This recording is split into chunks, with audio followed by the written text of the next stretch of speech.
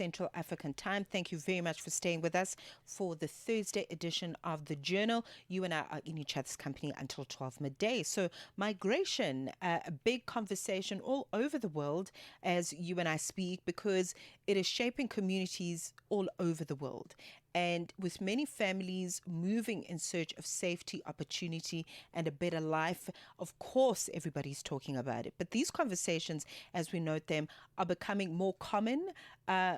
Many parents are wondering how to help their children understand migration, understand the difference between belonging and trying to find a place where they can build and find a new opportunity for belonging, as it were. But big themes around building empathy rather than fear are also coming into the fore, especially when we look at things from a psychological perspective. So today we're essentially looking at how parents can raise compassionate, resilient children who embrace diversity but also understand themes around shared humanity at this time. I'm having this conversation with Ayanda Tetyana, who joins me in her capacity as the parent coach and a behavioral science consultant. Ayanda, it's always just so wonderful to learn from you. Welcome to the show.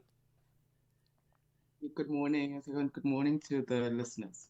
Thank you very much. So, when a child comes to their parent, right, and asks, why do people leave their homes? Why are we leaving our home? Why am I going to be leaving my friends and the people that I love to move to another country?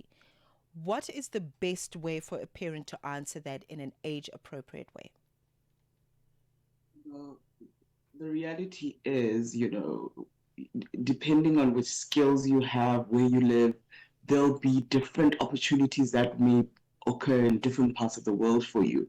So whether you're talking economic opportunities and all of that, you want to be able to then be honest with your children about those things so that even in instances where your child is, I'll make an example. For instance, the one who is in a situation where there's an opportunity of some kind of bullying, you know, in the classroom, wherever they are able to almost not be the perpetrators of some of these things because they have a different type of understanding.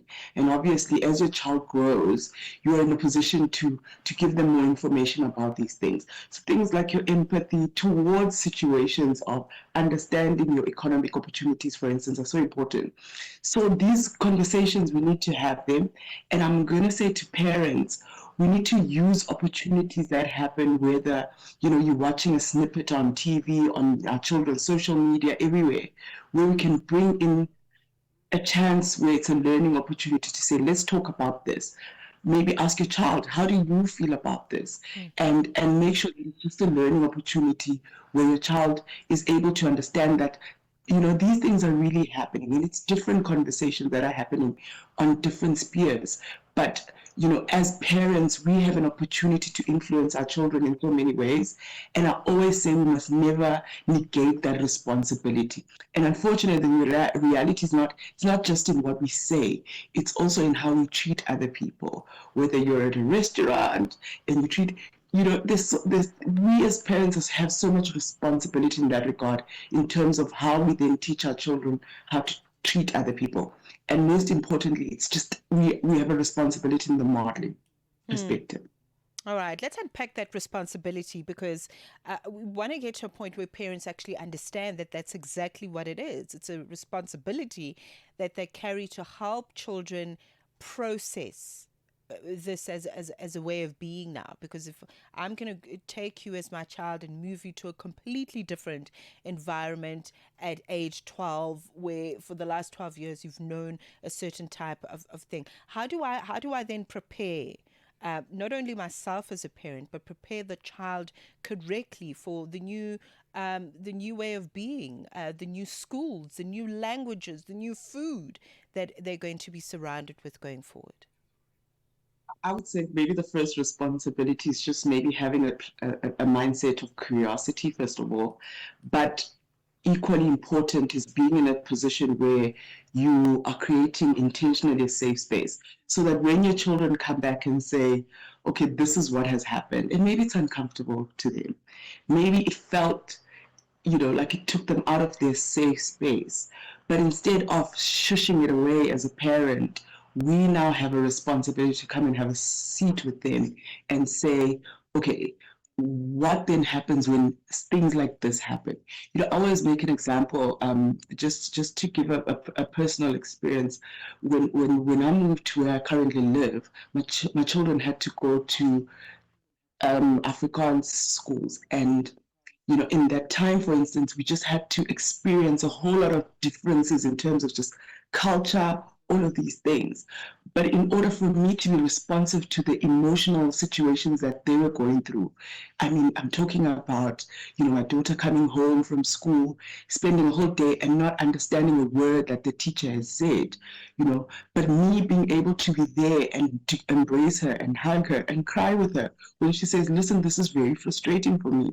And then giving her that emotional support and saying to her, and if this happens to you tomorrow as well, I will still be there for you. So you can imagine, as a parent, you will also be having your hard time in these situations. And in most instances, yes, we are not going to necessarily burden our children with our own challenges. But what we want to do is make sure that when they are going through challenges, we are saying, we'll be open together, we'll talk about it. And maybe sometimes I don't always have the answer, but I'll give you the hug and I'll say, listen, I can imagine that was really tough, and let's talk about it. Let's continue to talk about it. Maybe what can we do better? You need to be really intentional about creating that safe space, so that our children never find themselves like feeling lonely, feeling like, oh my gosh, why did my parents have to make this move? This is making me feel so overwhelmed and I'm alone and. Hmm. This is such a tough conversation. And the more we are unpacking it, the more I'm starting to think it's no longer now just an issue of the parent and the child. It's everybody's issue. Because, and I don't want us to get lost in the poetry of creating, whatever that we create in our minds, but for this to be rooted in reality. If a child, because the children are overhearing adult conversations all the time. When you think they're not listening, they are listening and overhearing conversations about migrants in their homes, or they're hearing, all sorts of things in the media that are not so great, like you don't belong here because you're a refugee, or somebody making some very inappropriate comments about somebody of a different nationality, for example, or who's from a different country. Children are absorbing their environments more so than we realize. So how do we then broaden this conversation in ways that matter, not only for the child, but involving the school, involving whoever else can influence the child in a way that is practical and that is doable? Yeah. I think the challenge that we have in many instances, at least up until a certain age, the people who have the most influence in terms of our children, in terms of their teens, is us as parents. And how we do that is how we act. So we have to be really intentional about that.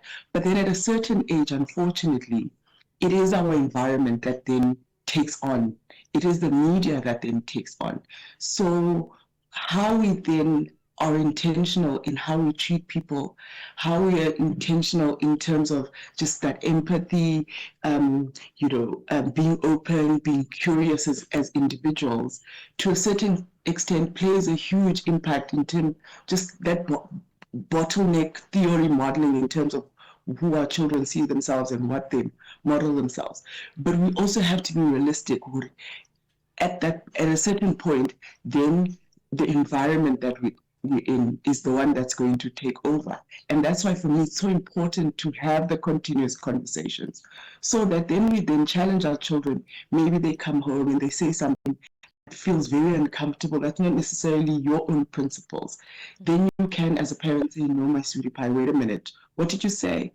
No, like, let's unpack that. Where did you get that from? Why do you feel like that? And then you even maybe bring examples and say, okay, I'm thinking about the stereotype and some of the prejudice to say, okay, might I think of Auntie Mang Mang, Uncle Mang Mang. They might be from, a certain place, and we love them. They're an amazing part of our family. And the comments that you're saying, maybe you've heard them and they say a certain thing. But if we think about practically in terms of applying them to these people that we know, Mm-hmm. maybe that's stereotyping. You want to never be afraid to get those conversations and take them from anywhere, in terms of whether it's a little clippet, whether it's a movie that you're watching and someone says something that's inappropriate. For me, I'll always say that that's always a teaching moment where you can say to your children, no, but let's talk about that. I'm trying to think silliest, and maybe not necessarily something within this particular topic, but a comment that a child can make. My son recently said something about shorts. He's an 18-year-old, and he said something about shorts being for gay people. And I had to sit down with him and be like, what do you mean? So as parents, when we hear these little comments that are very, offside, if I could use that word, that's where we have to then sit it down. We must not actually let it slide. Sit down and say, wait, whoa, what? You said what? Where did you hear them from? And I think is that in many instances, the beauty of parenting, beauty is that we also then get to only also see our views reflected in our children, in how they act. So irrespective of whatever is the climate in terms of what's trending right now, in terms of how people are treating each other, I would never want to ever see myself in situations where my own children are disrespecting people or cheating people or misaligning people because they come from racist, just to make an example.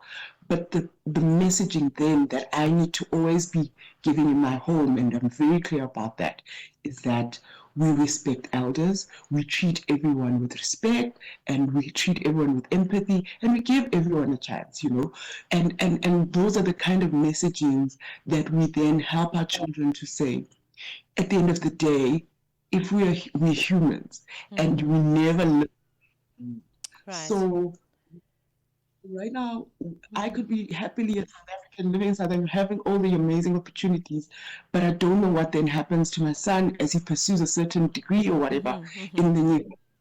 That ends up giving him an opportunity to go work somewhere else. Now, imagine if I have now raised him with this bias, the stereotype.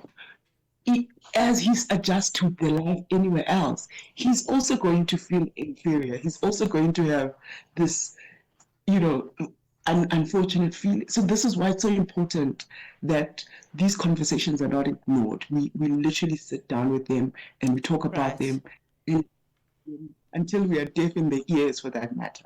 Absolutely. And thanks for that reminder. It really does begin in the home, and it makes it so much easier to navigate new environments when there is already integrity and respect and communication and comprehension of that communication within the home structures. And then it just makes everything just a little bit easier. 25 minutes into 10 a.m. in conversation with Ayanda, who is a parent coach and behavioral science consultant, looking at the theme of migration and how that affects children. Let's take a break and return. The Upside with Poppy Jongwana and Sako Mhlanga. The moment that we've all been waiting for at Channel Africa One on the socials. She's a digital entrepreneur, an all-round superstar. Micheline Damase, welcome to Channel Africa. Welcome to the Upside. I've been so excited to get you onto the show. I'll tell you why, as a rash for you. And by rash, I mean that I stalk you. Oh, okay. Stalking you in a very professional way. Obviously, having started off in the beauty space, having insecurities, acne, adult acne, and first started off as a mask, and then became a passion and more of an art and a craft. And then transitioning into fashion was so natural because I've always been someone who loves fashion. So I decided to go into business with my mom, who is professionally a fashion designer as well as a businesswoman. And just us having similar style and understanding the African market, I felt it would be a great venture. So that's how we transitioned into fashion. I'm still a beauty girl, but I'm more of a fashion girly, I think now. I don't know. But I mean, there might be something coming up for beauty. We'll see. The Upside. Upside with Nsako Mhlanga and Poppy Njongwane. Catch it on the Channel Africa app. Weekdays from 3 to 6 Central African Time. You like what we do on Channel Africa? Then follow us on our socials. Channel Africa 1 on all social pages. And get the African perspective. The African child on the channel. How can parents raise compassionate, resilient children who embrace diversity and understand our shared humanity on this planet, especially when the parents have got to move to find a better space for them economically, to find safety in search of opportunities and a better life? That is essentially the crux of the conversation we're having with Ayanda Tetyana. She is a parent coach and behavioral science consultant. Ayanda, what are some of the lasting effects on children who get to experience this exclusion because of where they come from, and what they're witnessing and all the discrimination that surrounds them? What are some of those lasting effects that this can have on the child, and how can we deal with it? I think for me the worst is just normalizing the prejudice and saying, yeah, Vele, you kind of people are like this, and that's so sad. If you think about a child who is in this age where they are forming their identity, it's so important to have the positive language, to have these dreams and these aspirations. But if you're already hearing everywhere that, hey, my people are a certain type of people, already that this just puts you in such a jaded situation. And I think also things like your fear and your confusion, anxiety, and just reducing the type of trust that you can have within your own community. And this is so important for our children to know, for instance, as you're growing up, have those basic emotional stuff that are required for our children in terms of, you're in a classroom, you see an adult, you want to talk to an adult. But imagine if you're already hearing all this language that says, no, a certain type of people are this type of people. Actually, let me make an example for you, Mtseho. I grew up in Eastern Cape, and then I moved into Northwest areas in terms of just as a young person. And previously we had this attitude towards Xhosa people. There's all these stereotypes that we have. What then that now, if I have to put up my hand to say anything as a person who has an accent, as a person who has, there's already these stereotypes that are saying, you Xhosa people are like this. And you can imagine that it then builds all this fear. It builds this. I feel, and every time there's something that's gone wrong, I'm like, it must be the Xhosa woman, because this is what has happened in terms of everything I've heard from everyone about what a Xhosa woman does. So it's so important that even in our homes, we are able to talk about those things when our children encounter, and we give them that support. We talk about the resilience that you mentioned, to say, listen, you will go places and people may think that about you, but it shouldn't make you less of a human.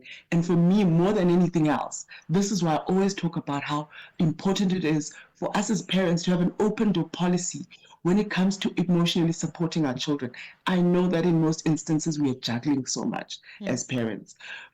Once our children feel lonely or have all these feelings and they cannot come to us and tell us, or they do come to us, and then we have answers to say, no, but you're very pretty, but you're this, without really getting to understand how that actually makes them feel and how that impacts them. What then happens is our children then get scared to come back tomorrow and tell us. So in many instances, when our children come and say to us, listen, I'm very hurt, someone said 1, 2, 3 to me, we need to sit down with it. Have a sit with that idea and be like, oh my baby, that must,